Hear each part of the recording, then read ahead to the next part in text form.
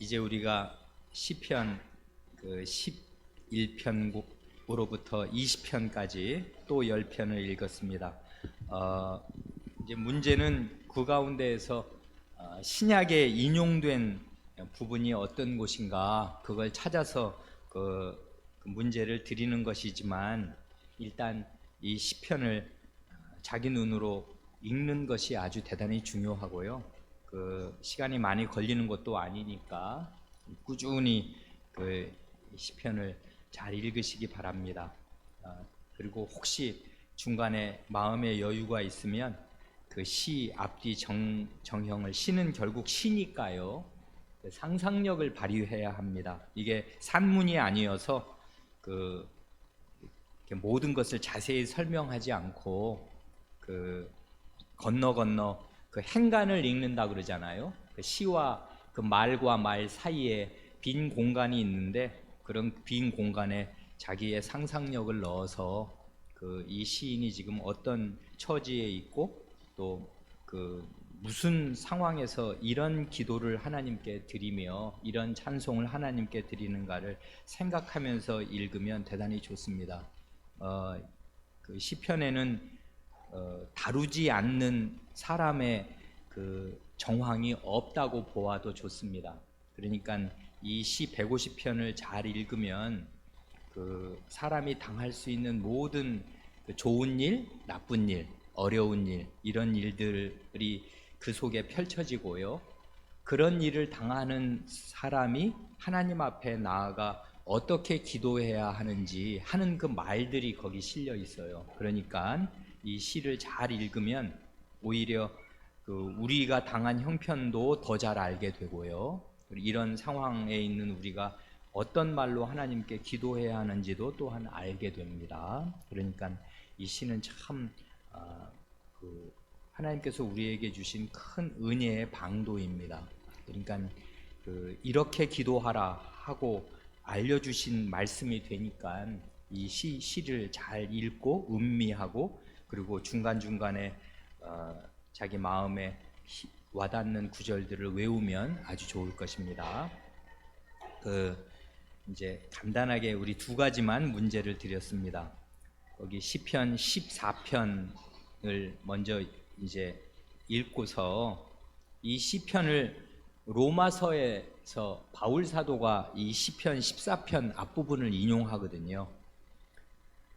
로마서는 신약 성경에서 굉장히 중요한 성경입니다. 복음의 도리를 이보다 더 잘 가르칠 수 있을까 할 만큼 복음의 도리를 참 잘 가르친 그 성경이 로마서인데요.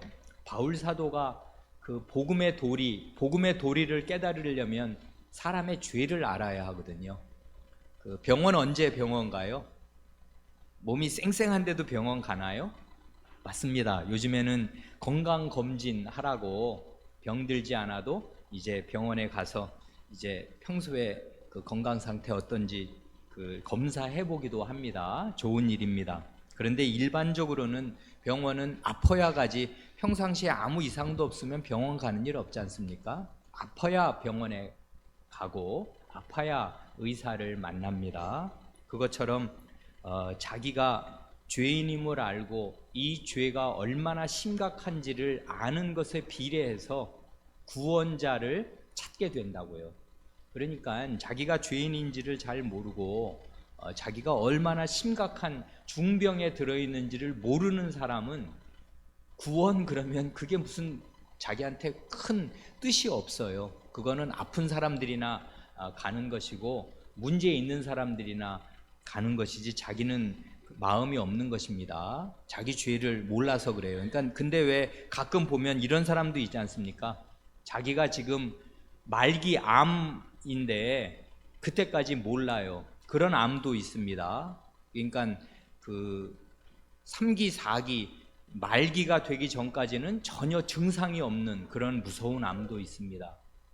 그러니까 많은 사람들은 그와 같이 삽니다. 자기가 지금 말기 암 환자인지도 모르고 이게 얼마나 심각한 상태인지 모르고 그냥 산다고요. 그러다가 덜컥 어느 날 하나님께서 그의 목숨을 불러가시는 날에, 그게 사고든 자연사든 그 그가 그 암 환자였다는 사실이 다 드러납니다. 그래 이제 그 대가를 치른단 말이에요. 그래 바울 사도는 그 구원의 복음을 전하기 전에 사람의 상태가 어떤지를 잘 알려주는데요. 그럴 때 이분이 어디에서 그 사람의 상태를 알려주는 그 이야기를 끌어오는가 하면 요 시편 14편에서 끌어옵니다. 그러니까 바울 사도는 이 시편을 굉장히 열심히 읽은 거예요. 그리고 이 시편의 뜻을 잘 깨달아 마음에 새겼던 것입니다. 그래 이제 자기의 이 그리스도에 대한 복음을 가르치기 전에 사람의 죄상을 밝히는데 그 죄를 밝힐 때 시편을 인용하면서 설명합니다. 그래 한번 읽어보지요. 시편 14편 1절로 3절을 한번 읽어보겠습니다.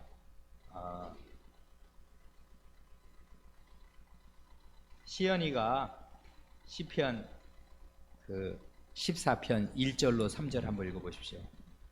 어리석은 자는 그 마음에 이르기를 하나님이 없다 하도다. 저희는 부패하고 소행이 가증하여 선을 행하는 자가 없도다. 예, 일단 1절까지만요. 거기 보면 어리석은 자는 그 마음에 이르기를 하나님이 없다 합니다. 그리고 여긴 지금 마음의 상태를 말하잖아요. 바로 이어서 그런 사람은 어떠냐 하면 썩었습니다. 부패하고 소행, 그 하는 행위가 가증합니다. 이 가증하다는 말은 아주 증오스럽고 도저히 속에 담아둘 수가 없어서 토하여 낼 만한 거. 주로 우상숭배를 하나님이 보시면 그게 도저히 어떻게 이자하고는 내가 같이 있을 수가 없다 해서 토하여 내치는 그런 상태를 가증하다고 표현하는데, 그런 사람은 썩었고 썩은 음식과는 같이 한 상에 어떤 음식이 썩어서 막 곰팡이가 피어 있으면 거기선 밥을 우리가 먹을 수가 없잖아요. 그건 튀워버려야 되지 않습니까? 그것처럼 썩어 있어서 그 행위가 증오스럽습니다.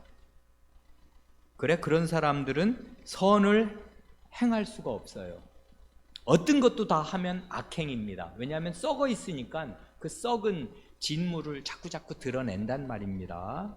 그래 여기 보면 1절을 보면 어리석은 자의 그 마음과 행동이 묘사되잖아요. 이 행동은 마음에서 나옵니다. 그렇죠? 근데 그 마음이 어떤 마음이냐면 텅 비어 있어요. 뭐가 텅 비어 있냐면 하나님이 없다 합니다. 하나님을 마음에서 몰아내서, 어리석은 사람의 특징은 하나님이 안 계시다고 생각합니다. 하나님이 없다고 생각합니다. 여기까지만 읽으면 이게 남 얘기로 들립니다. 그렇죠? 우린 지금 교회에 나왔고요. 교회에 나와서 하나님께 예배드리러 나온 사람들이니까 이게 안 믿는 사람들 얘기지. 하나님 안 믿는 사람들은 그래 어리석어, 그래 하나님이 없다고 그러지. 그러니까 그 사람들은 죄를 참 많이도 짓는다 라고 생각할 수가 있습니다. 그렇죠? 이게 1절 읽으면 이게 우리 얘기가 아니라 남 얘기잖아요. 그래서 성경을 더 읽어야 합니다. 2절 3절을 보세요. 이 어리석은 자가 누군가? 그 2절 3절을 마저 한번 보지요. 여호와께서 하늘에서 인생을 굽어 살피사 지각이 있어 하나님을 찾는 자가 있는가 보려 하신즉 다 치우셨으면 함께 더러운 자가 되고 선을 행하는 자가 없으니 하나도 없도다. 예. 살아계신 하나님께서 하늘에서 이 땅을 내려다 보시되 그냥 경치 구경하듯이 내려다 보시는 게 아니라 사람을 살피십니다. 그래 사람의 마음을 살피셔서요, 그 마음 속에 하나님을 찾는 사람이, 하나님을 구하는 사람, 하나님을 간곡히 구하는 사람이 있는가를 찾아보십니다.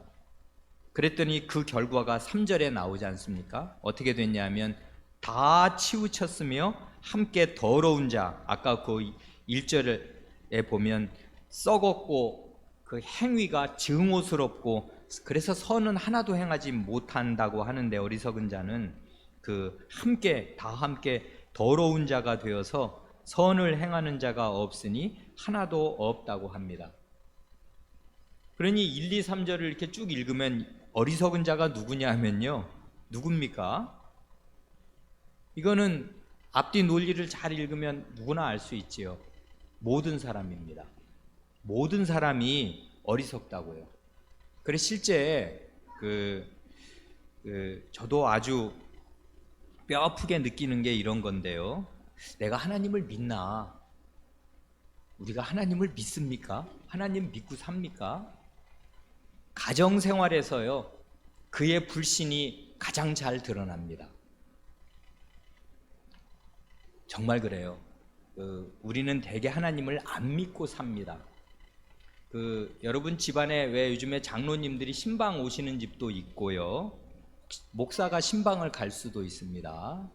그래 목사 같은 사람이, 목사는 뭐 사실 그냥 이 연약한 죄인일 뿐인 사람이지 않습니까? 그래 목사나 장로가 자기 집에 오면 부부가 싸웁니까? 안 싸워요. 그리고 형제간에 큰 소리 내고 싸웁니까? 안 싸워요. 사람이 막돼 먹은 사람이 아니면 다른 집에 손님 하나만 와도요, 예의를 갖춘다고요. 그래 싸우지 않습니다. 큰 소리를 안 내고 흉한 모습을 보이지 않습니다. 그렇지 않습니까? 그런데 하나님을 믿는다 하는 사람들도 집안에서 하는 일을 가만히 보고 자기 식구를 대하는 모습을 보면 그 마음에 하나님이 없어요. 하나님이 마음에 없으니까 그냥 사람 하나, 우리 식구 아닌 다른 사람 하나 와 있는 것만도 못하게 하나님을 대합니다. 하나님이 그 자리에 살아 계시는데도 하나님을 지워버려요. 없다고 생각하는 거지. 마음에 하나님이 없어요, 실제로. 그러니까 그의 소행이 가증합니다. 선을 행하지 못해요. 다른 사람을 무지하게 함부로 대합니다. 그러니까 우리가 이제 어느 날 정신을 차리고, 그리고 가만히 자기 마음에 뭐가 들어있나, 내가 왜 사람을 이렇게 대하나 하는 걸 가만히 생각해 보면 이유는 단 하나입니다. 어리석은 자이기 때문이고 그 마음에 하나님이 없기 때문이에요. 하나님이 누구신지를 알고 그분이 나를 지켜보시고 나를 사랑하실 뿐 아니라 나를 심판하실 그런 큰 어른이 지금 여기 계시고 함께 하시고 내 일거수일투족을 가만히 지켜보신다 하는 사실을 믿고 알고 있는 사람은 결코 할 수 없는 말과 할 수 없는, 가질 수 없는 마음과 할 수 없는 행동을 사람은 너무나 많이 합니다. 그걸 가만히 보면 믿음 없이 사는 때가 대부분이고요, 가끔 정신 차릴 때 믿는 듯 합니다. 이게 신자라도 그래요. 많은 신자들이 이렇게 삽니다. 믿음 없이 산다고요. 하나님을 안 믿고 살아요. 하나님이 없어 그 마음에. 이렇게 됩니다. 그래 이걸 잘 생각해야 해요. 믿어야 구원을 받습니다. 하나님을 믿어야 돼요. 그런데 하나님은 분명히 살아계시고 그 살아계신 증거를 역력하게 보여주시는데도 죄인의 마음은요, 하나님과 이웃을 미워하는 성향이 그 마음에 박혀 있고 하나님을 부인합니다. 하나님을 안 믿어요. 안 계신다고 생각을 자꾸 한단 말입니다. 그래 이 시는, 이 14편 시는 아주 깊어요. 사람의 원래 죄인의 상태가 어떤지 그 근원을 짚어서 이야기하여 줍니다. 하나님이 없다 하는 게 죄인의 어리석은 상태이고 그 어리석은 상태에서 모든 죄가 고구마 줄기처럼 줄줄줄 엮여서 나오는 것입니다. 하나님이 살아계시고 내가 그 하나님 앞에 있다는 사실을 믿고서 살면 죄를 안 지어요. 왜냐하면 그럴 수는 없는 거거든요. 하나님이 빤히 보고 계시는데 그 앞에서 죄를 지을 수는 없단 말입니다. 그래 도둑질은 주로 밤에 행해지는 거 아니에요? 도둑들도요 나쁜 사람들이지. 강도나 도둑들 나쁜 사람들인데 되게 깜깜하고 사람들이 잘 안 보일 때 그 짓들을 하는 것입니다.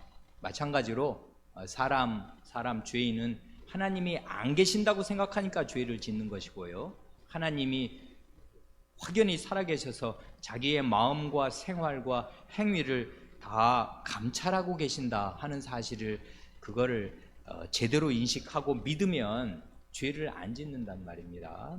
그러니 우리가 그냥 가정생활에서든 그냥 무슨 일을 하든 학교에 가든 직장에 가든 뭐 집안 일을 하든 혼자 있든 그 죄를 짓고서 가만히 생각할 때 알게 되는 것은 뭐냐면 내가 참 어리석은 사람이구나, 마음에 하나님이 없구나, 대부분 하나님 없이 사는구나 하는 사실을 알게 됩니다.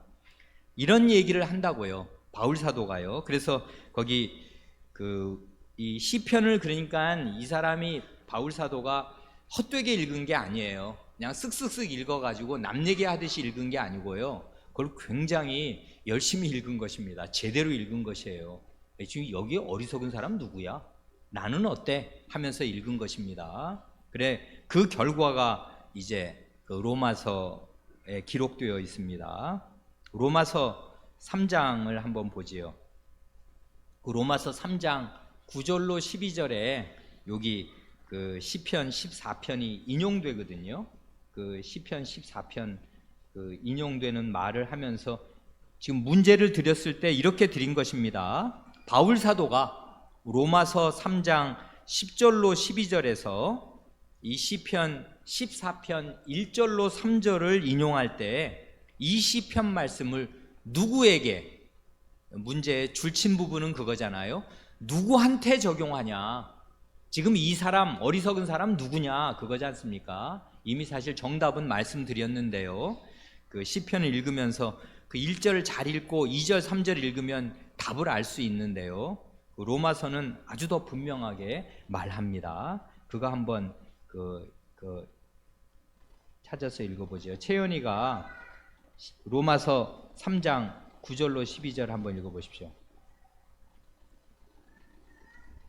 그러면 어떠하뇨? 우리는 나으뇨?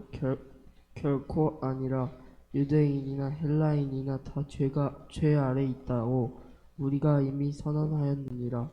기록한 바 의인은 없나니 하나도 없으며 깨닫는 자도 없고 하나님을 찾는 자도 없고 단 뉘우쳐 한 가지로 뉘우쳐가 아니고 치우쳐 한 가지로 무익하게 되고 선을 행하는 자는 없나니 하나도 없도다. 예, 이것입니다.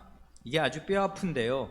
왜 뼈아프냐면 그러면 어떠하뇨? 우리는 나으뇨? 할 때 그 우리가 누구냐면요,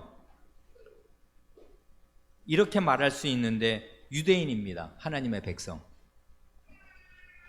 그러니까 이게 지금 모세 이래로 하나님의 말씀을 1500년을 교육받은 하나님의 백성들이란 말입니다. 하나님의 백성들이면 하나님을 알아야 될 거 아니에요. 그리고 하나님을 믿어야 될 거 아니에요. 하나님이 헛된 일을 하시지 않는 한 그 많은 예언자를 보내서 하나님의 말씀으로 가르치고 그 많은 이적과 표적을 보여주셨으면 이제 좀 믿을 만도 한데 우리는 나은가? 결코 아니라 합니다. 여기 보면 그래서 이제 그 다음 유대인이나 헬라인이나 이건 지금 인류를 양분하는 말이에요. 인류는 두 가지 사람으로 나뉘지 않습니까? 유대인 아니면 헬라인이에요. 유대인은 누구예요? 하나님의 백성이고요. 헬라인은 누구예요? 이방인입니다. 하나님의 백성과 이방인으로 나뉘어요, 인류는. 그런데 문제는 뭐냐면 하나님의 백성인 그 유대인도요, 다 죄 아래에 있다고 우리가 이미 선언하였다 하면서 그 증거를 댄다고요. 그 증거가 뭐예요? 기록한 바 해서 쭉 10절부터 인용하는 성경이 바로 우리가 읽은 그 시편 14편 1절로 3절입니다. 그러니까 시편 14편을 1절로 3절을 잘 읽으면 하나님께서 하늘에서 인생을 굽어 살피셔서 하나님을 찾는 자가 있는가 보려 하신즉 하나도 없다. 그래, 사람들의 행위가 왜 그렇게 죄로 얼룩져 있는가? 그 이유는 그 마음에 하나님이 없기 때문이고 다 어리석기 때문인데 그 다가 누구냐 하면 유대인들도 포함된다, 그것입니다. 이게 바울 사도의 깨달음이에요. 그래, 이런 깨달음은 그리스도를 알게 되었을 때 제대로 깨달은 것입니다. 거꾸로요. 그리스도가 누구신지 제대로 알게 되었을 때 깨달은 것이에요. 바울 사도는 그전에는 결코 이런 생각을 할 수가 없었어요. 유대인으로 그냥 살았지 않습니까? 그 사람 바리새인이었지 않습니까? 바리새인이에요.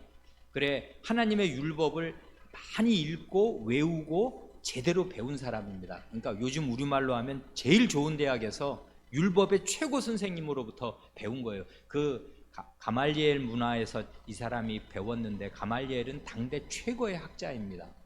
최고의 그러니까 전 세계라고 말해도 돼요. 그때 하나님의 백성은 이스라엘밖에 없었으니까 전 세계에서 가장 하나님 말씀 잘 아는 그 최고의 학식을 갖춘 그 율법 선생님으로부터 아주 정통 이 율법을 배웠습니다. 그럴 때까지는 자기가 이런 상태에 있는지 몰랐어요. 잘. 그랬는데 그리스도를 알고 자기 모습을 보고 나니까 이 시편 14편 1절 3절이 제대로 이해되기 시작한 것입니다. 유대인은 나은가? 낫지 않습니다. 그러니까요, 이제 그 교회 오래 다녔다고 해서 나는 하나님 믿는다 생각하면 자기 행위를 한번 잘 돌이켜 보세요. 자기가 하나님을 믿는 사람인가? 하나님이 자기 마음에 언제든지 계시는가? 그거 한번 잘 생각해 보십시오. 사람은 다 어리석어요. 죄인의 가장 큰 문제는 하나님이 마음에 없는 것이고요, 하나님을 믿지 않고 하나님의 존재를 마음 가운데 모시지 못하는 것입니다. 이게 죄인의 가장 결정적인 문제예요. 그런데요, 이 근현대, 이제 근대 자연과학이 발달한 이 근대에 와서 그 우리 인류 가운데 뿌리 내린 정신이 뭐냐면 하나님은 없다, 신은 죽었다 하는 정신입니다. 인류 역사에 이런 때는 제가 알기로는 없었습니다. 과거에는요, 원시인들 그리고 그 전에는 다 신의 존재를 부인하지 않았어요. 어떤 사람도 다 그냥 미신적이지만 신의 존재를 믿고 살았습니다. 그래, 그 농토를 뭐 개간을 하든 바닷가에 나가 고기를 잡든, 그래, 그렇게 많은 옛날에 무당들이 많고 뭐 제사를 지내고 구술하고, 어쨌든 그 신의 존재, 나보다 더 큰 이 세계와 자연을 다스리는 어떤 존재에 대한 두려움을 마음에 늘 가지고 있었거든요. 그게 우리 인류의 역사였는데요, 근대에 들어오면서 이 역사가 바뀌기 시작합니다. 사람들이 이제 자기가 환경을 지배할 수 있는 능력이 많아졌거든요. 왜냐하면 기술이 발달하니까 그 뭐 달나라까지 최근에는 이제 갔지 않습니까, 인류가. 그러다 보니까 자연 법칙을 많이 알면서 똑똑해졌어요, 한마디로. 이렇게 되면서 사람이 하나님 같은 거 그런 건 없는 거구나, 그건 미신이구나, 그 원시인들이나 뭐 자연을 잘 모르니까, 그런 걸 잘 다룰 줄을 모르니까 그저 막연하게 두려워했지, 그렇게 지금은 두려워할 필요 없다 해서 하나님을 공식적으로 완전히 이 공식 세계에서 몰아냈습니다. 지금은 학교에 가서 하나님을 믿는다 이렇게 그런 식으로 수업을 하면 그 학교는 문 닫아야 될 것입니다. 그건 기독교를 가르치는 거니까, 그건 종교를 가르치는 거지 과학 진리를 가르치는 게 아니게 되거든요. 그래서 지금은 공식 석상, 사람끼리 이야기하는 공식적인 자리에서는 다 하나님이 배제됩니다. 그런 건 믿고 싶은 사람들이나 따로 모여서 뭘 믿든지 그건 다 자유인데, 우리 누구나 다 인정하는 공식적인 세계, 정치, 경제, 사회, 문화, 뭐 예술, 뭐 스포츠, 어느 영역에서든지 공식적인 자리에서는 하나님이 계시고 하나님을 위해서 우리가 일을 한다, 이런 전제로 얘기를 하면 안 되도록, 그런 사람은 배제되도록, 왕따가 되도록 그렇게 된 시대가 되었습니다. 인류 역사에 이러한 시대는 없었어요. 그런데요, 가만히 생각하면 인류 역사에서요, 현대인들, 지금 우리가 지금 몸담고 있는 현대인들만큼 인간성이 황폐해져서 사람이 사람에게 못할 짓을 하는 그런 시대는 없었습니다. 아무리 어려웠던 시대, 그러니까 지금 거의 지금 아프리카 같은 정말 자식을 낳아서 굶겨 죽일 수도 있는 이렇게 어려운 시대가 인류 역사 계속 되었었는데요. 그럴 때에도 자식을 버리는 일은 거의 없었습니다. 그러니까 정말 먹을 게 없어서 굶겨 죽이는 굶어 죽는 한이 있어도 부모가 자식을 낳아서 자식을 버리거나 자식을 학대하는 일은 거의 없었습니다. 과거에는요. 근데 요즘은요, 정말 입에 담을 수 없는 일들이 계속 일어납니다. 자식을 낳아서 자기 마음대로 임신을 하고 자식을 낳고 그 아이를 그 피덩이 아무 의지가지 없는 자기 뱃속에서 10달이나 자랐던 피덩이를 그냥 버리는 일들이 지금은 많이 일어납니다. 이건 짐승도 할 수 없는 일이에요. 짐승도 그렇게는 안 하거든요. 짐승도 자기가 새끼를 낳으면 지극정성으로 새끼를 보살핀다고요. 새 보세요. 그 벌레 잡아다가 그 새 새끼한테 계속 먹이거든요. 그건 본능 삼아서 짐승도 그렇게 하는데 이 사람이 이제는 이렇게 되었습니다. 왜 그렇습니까? 현대인이 가장 잔인하고 가장 몰인정하고 가장 비인간화하였습니다. 왜 그렇습니까? 인류 역사에서 그 마음에 하나님이 없다고 공인한 때는 이 현대라고요. 그전에는 이런 일이 없었어요.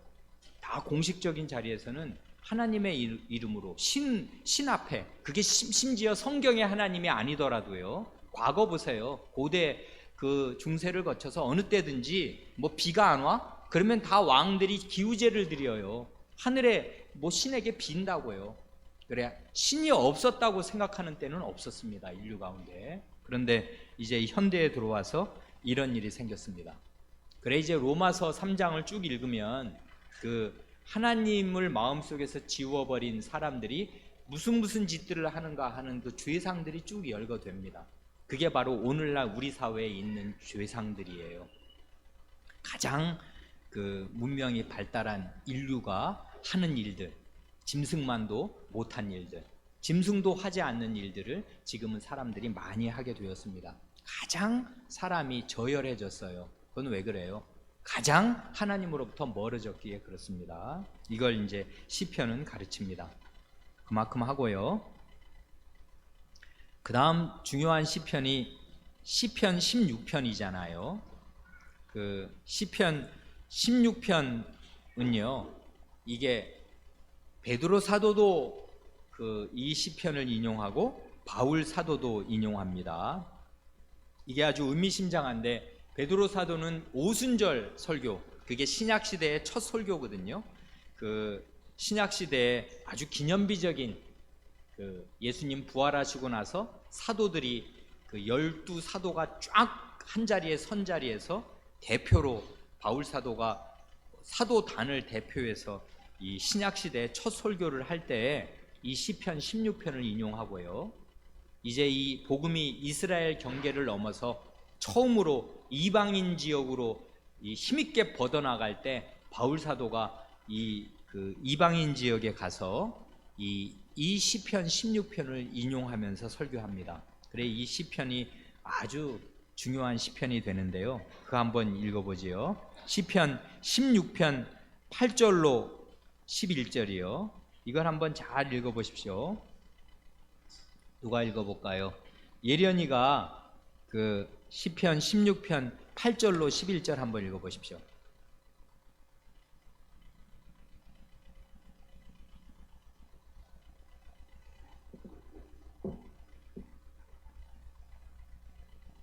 내가 여호와를 항상 내 앞에 보심이여 그가 내 우편에 계심으로 내가 요동치 아니하리로다. 이러므로 내 마음이 기쁘고 내 영광도 즐거워하며 내 육체도 안전히 거하리니. 예, 일단 거기까지만요. 거기 보시면 이건 이제 시인이지 않습니까? 이 시는 다윗의 시예요. 그렇지요? 그래, 나는 다윗입니다. 그건 이 시를 읽으면 누구나 다 알 수 있단 말이에요. 그래, 내가 여호와를 항상 내 앞에 모십니다.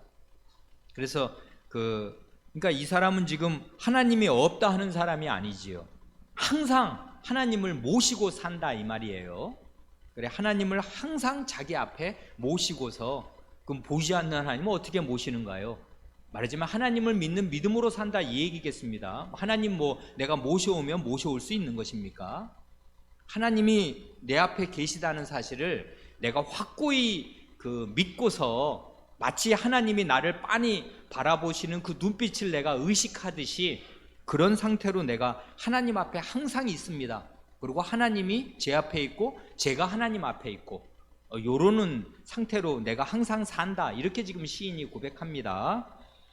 그래, 하나님이 내 오른편에 계심으로 내가 유동치 아니하리로다 합니다. 오른편은 어떤 자리냐면 조력자가 있는 자리예요. 오른편은. 그래, 나를 도우시는 그 하나님께서, 여긴 보면 그러니까 이건 시잖아요. 하나님이 내 앞에도 계시고 내 오른편에도 계십니다. 이 시대로 하자면. 그러니까 이건 시잖아요, 지금. 그러니까 내가 하나님을 내 앞에 모시고 있는데 그 하나님은 나를 도우시는 분으로서 내 오른편에 계시기 때문에 내가 흔들흔들 이렇게 하지 않을 것입니다. 그래서 여기 보면 내 마음, 내 영광, 내 육체, 이런 말들이 쭈르르 나옵니다. 자기 자신을 이렇게 여러 가지로 표현하잖아요. 그래, 내 마음이 기쁘고 내 영광은 즐거워하고 내 몸도 내 육체도 안전하게 거할 것입니다. 하나님이 내 오른편에 계셔서 나를 도우시고 나를 지켜주시니 내 몸이 위험에 떨어질 일이 없단 말입니다. 그리고 내 마음은 늘 안정되어 있고 기쁩니다. 마음도 기쁘고 나는 영광스럽고 그리고 내 몸도 안전을 유지하겠습니다. 그러고 나서 아주 중요한 그 10절이 이제 신약에 아주 인용되는 중요한 식구이잖아요. 10절 11절 한번 읽어보십시오. 이는 내 영혼을 음부에 버리지 아니하시며 주의 거룩한 자로 썩지 않게 하실 것임이니이다. 주께서 생명의 길로 내게 보이시리니 주의 앞에는 기쁨이 충만하고 주의 우편에는 영원한 즐거움이 있나이다. 예, 여기 보면 10절 내 영혼을 음부에 버리지 아니하시며 주의 거룩한 자로 썩지 않게 하실 것임이니이다 합니다. 여기 보면 내 영혼이 나오고 주님의 거룩한 자, 이 주님이란 말은 당신, 이 하나님을 지금 앞에 모시고 하나님께 기도하는 말이니까 유입니다. 당신의 거룩한 자로 썩지 않게 하실 것임입니다 합니다. 그러니까 자기 마음이 기쁘고 자기 영광도 즐거워하고 자기 육체가 안전히 거하는 이유가 뭐냐면 내 영혼을 하나님께서 음부에 죽음의 세력이 있는 곳, 그곳에 버려두지 않으시고 또 내가 지금 눈앞에 모시고 있는 이 하나님의 거룩한 자가 있는데 그 거룩한 자가 썩지 않게 하실 것이기 때문에 그렇습니다. 나는 죽지, 그러니까 여기서 이 10절을 가만 보면 이게 무슨 말이냐면 자기 영혼이, 이건 자기 목숨이라고 말해도 좋습니다. 네페시, 자기 목숨이에요. 자기 목숨을 음부에, 이 죽은 사람들이 가는 곳에 하나님이 버려두지 않으실 것입니다. 자기 목숨을 살려주실 것이다 이 얘기예요. 지금 시인이 하나님께서 내 목숨을 살려주실 것이고, 그리고 하나님의 거룩한 자가 무덤에서 시체가 썩어버리도록 그렇게 방치하지 않을 것이기 때문에 나는 이렇게 좋고 안전하다 이렇게 말합니다. 그러니까 여기를 보면 시인의 영혼이 나오고요, 시인의 목구멍, 시인의 이 네페시, 시인의 이 목숨이 나오고 그 다음에 주님의 거룩한 자가 나옵니다. 요만큼 노래했어요. 알쏭달쏭하단 말입니다. 중요한 건 뭐냐면 여기 보면 내 영혼이 음부에 버려지지 않는 사실과 하나님의 거룩한 자가 썩음을 당치 않는 사실이 연동되어 있어요. 같이 한 식구에서 지금 노래하지 않습니까? 내 영혼은 음부에 버려지지 않는다. 그리고 주님의 거룩한 자는 썩지 않는다. 썩음을 당하지 않는다. 이걸 노래하였습니다. 그래 11절에 주님께서 생명의 길, 영원한 생명의 길을 내게 보이셨으므로 당신 앞에, 주님 앞에는 기쁨이 충만하고 주님의 오른편에는 영원한 즐거움이 있나이다 합니다. 그러니까 여러분, 시체하고 있으면 기쁨도 없고 즐거움도 없는 거지 않습니까? 이 살아있는 아이들, 교회 오면 우리가 보통은 웃을 일이 별로 없는데요, 어린 아이들 보면 그냥 웃음이 저절로 나오지 않습니까? 살아있는 꽃과 같고 너무나 큰 기쁨과 즐거움을 주는데 생명력이 가득하기 때문에 그래요. 그 어린 생명 안에. 그래, 생명이 있는 곳에 기쁨과 즐거움이 있습니다. 그래, 여기 보면 주님께서 생명의 길을 보이셔서 그 주님 앞에, 주님의 오른편에 기쁨과 즐거움이, 영원한 즐거움이 있다고 합니다. 근데 전체를 이걸 보면 이 짧지만 이 8절로 11절 그 넉절을 이렇게 쭉 읽으면 이건 지금 시인이요, 그 주님의, 하나님의 은혜로 말미암아 그 어려움에서 벗어나 죽지 않고 그 생명의 길을 이제 알게 되어서 기쁨과 즐거움을 노래하는 시입니다. 그렇지요? 그런데요, 요 시를 이제 요 10절, 요 중요한 10절을 베드로 사도가 인용하고 바울 사도가 인용하는데 그 인용이 조금 특이합니다. 이걸 잘 보면 좋습니다. 거기 그 사도행전 2장 25절부터 쭉 이제 인용을 하는데요, 이게 어렵기도 하고 이해가 좀 잘 안 되기도 합니다. 그거 한번 읽어보죠. 루이가 사도행전 2장 25절부터 몇 절 읽어보십시오. 28절까지. 다윗이 그를 가리켜 이르되 내가 항상 내 앞에 계신 줄을 배웠으며 나로 요동하지 않게 하기 위하여 그가 내 우편에 계시도다. 그러므로 내 마음이 기뻐하였고 내 혀도 즐거워하였으며 육체도 희망에 거하리니 이는 내 영혼을 음부에 버리지 아니하시며 주의 거룩한 자로 썩음을 당하지 않게 하실 것이미로다. 주께서 생명의 길을 내게 보이셨으니 주 앞에서 내게 기쁨이 충만하게 하시리로다 하였으므로. 예, 여기까지는 아까 방금 본 거랑 거의 비슷하지요. 정밀하게 대조하면 말들이 조금 바뀝니다. 그 바뀌는 이유는 이게 지금 구약 히브리어 성경을 인용하는 게 아니라 당시에 헬라어로 번역된 성경으로 그분들은 성경을 읽었고 그 헬라어 성경을 인용했기 때문에 말들이 조금 달라졌어요. 조금 달라진 거 외에 전체적으로 쭉 읽으면 시편, 지금 우리가 방금 읽은 16편을 인용하고 있는 것입니다. 그런데요, 그 다음이 이제 좀 그 29절부터 마저 읽어보면 특이합니다. 아까 다윗이 뭐라고 그랬어요? 내 영혼을 음부에 버리지 않는다고 했거든요. 이건 자기가 죽지 않는다는 얘기거든요. 자기 영혼을, 자기 목숨을 하나님이 음부에 버려두면 나는 시체로 있는 것입니다. 음부에 떨어져서 죽는단 말이에요. 근데 하나님이 그렇게 하지 않으실 거라고, 그래서 나는 기쁘고 좋다고, 이렇게 그 다윗은 노래했는데요, 그 다음에 보면 약간의 반전 같은 게 일어납니다. 좀 달라요, 얘기가. 29절 한번 읽어보죠. 29절부터 32절까지. 형제들아, 내가 조상 다윗에 대하여 담대히 말할 수 있느니 다윗이 죽어 장사되어 그 묘가 오늘까지 우리 중에 있도다. 그는 선지자라. 하나님이 이미 맹세하사 그 자손 중에서 한 사람을 그 위에 앉게 하리라 하심을 알고 미리 본 고로 그리스도의 부활을 말하되 그가 음부에 버림이 되지 않고 그의 육신이 썩음을 당하지 아니하시리라 하더니 이 예수를 하나님이 살리신지라. 우리가 다 이 일의 증인이로다. 예, 루이 한번 대답해 볼 수 있겠습니까? 31절 보면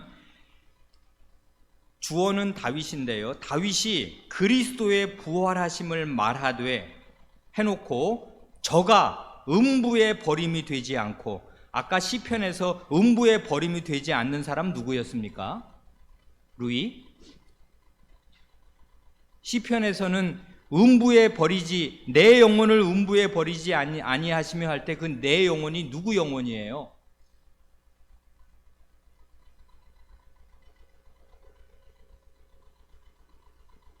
누구 영혼이에요? 다윗의 영혼이죠. 이제까지 쭉 설명했잖아요. 이 논리를 못 따라와요? 내 영혼을 음부에 버리지 않는다고요. 다윗이 아까 다윗의 시인데 다윗이 그렇게 노래했잖아요. 자기의 영혼을 음부에 버리지 않고 하나님의 거룩한 자로 썩음을 당치 않게 하신다. 그렇게 다윗이 시에서 그렇게 분명히 얘기했지 않습니까? 그런데 여기 해석을 할 때 말이에요. 베드로를 보세요. 베드로가 이걸 어떻게 해석을 하나? 어떻게 해석을 해요? 그리스도의 부활하심을 말하되 저가 음부에 버림이 되지 않고, 저는 누군데요? 저가 누구예요? 누구요? 그리스도라고요. 그리스도가 음부에 버림이 되지 않고 그 육신이 썩음을 당하지 아니하시리라. 이렇게 인용하는 것입니다. 대단히 놀라운 거지요. 원래 시를 읽으면 의문의 여지가 없이 내 영혼은 다윗의 영혼입니다. 다윗의 목숨이라고요. 그런데 이 시를 이 베드로 사도가 읽을 때는 누구의 영혼인가? 그리스도의 목숨, 그리스도의 영혼인 것처럼 인용한다고요. 이건 대단히 놀라운 변화이고 반전입니다. 왜 그렇게 원래 시의 문맥에서 떨어져 나와서 이렇게 읽을 수 있는가? 이건 대단히 숙제라고요. 큰 숙제입니다. 자, 이걸 설명을 해야 되는데 시간이 많이 가서 요거 다음 주에 요거 숙제로 제가 드리고요. 그 다음 주에 마저 요 부분을 설명하겠습니다. 요거 한번 잘 생각해 보십시오. 그러니까 그 구약의 원래 문맥이 있고요. 그게 신약으로 인용될 때 어떻게 바뀌나 하는 걸 잘 살펴야 성경을 제대로 읽을 수 있어요. 그러니까 성경 쉽지 않습니다. 그런데 이걸 제대로 이해하면 묘미가 있어요. 그 문제를 잘 기억해 보십시오. 주의 거룩한 자로 썩음을 당치 않게 하시는 것이 나에게는 무슨 유익을 주는가 하는 것입니다. 이걸 잘 이해하면 내게 오는 유익이 무언가를 알 수 있단 말입니다. 고마큼하지요. 기도하겠습니다. 하나님 아버지, 하나님께서 하나님의 백성의 입에 두신 이 시편을 저희가 잠시 생각하여 싸운데, 저희가 시에 익숙하지 않고 하나님의 말씀은 깊고 심오하여서 잘 깨닫지 못하옵니다. 그러할지라도 저희의 깨달음이 저희의 지력에서, 이해력에서 오는 것이 아니요 성신께서 믿을 수 없는 말씀을 믿게 하시고 이해할 수 없는 말씀을 이해시켜 주실 때라야 하나님의 이 생명의 도리, 부활의 도리, 영원한 생명을 얻는 도리를 깨닫게 싸우니 오직 성신님을 의지하오며 성신님을 의지하여 계속 하나님의 말씀을 신실히 읽기를 원하옵고, 그러할 때 주님께서 저희를 친히 깨우쳐 주셔서 이 믿으면 영생을 얻을 이 도리를 틀림없이 깨우칠 수 있게 하여 주시옵소서. 우리 구주 예수님의 이름으로 기도하옵니다. 아멘.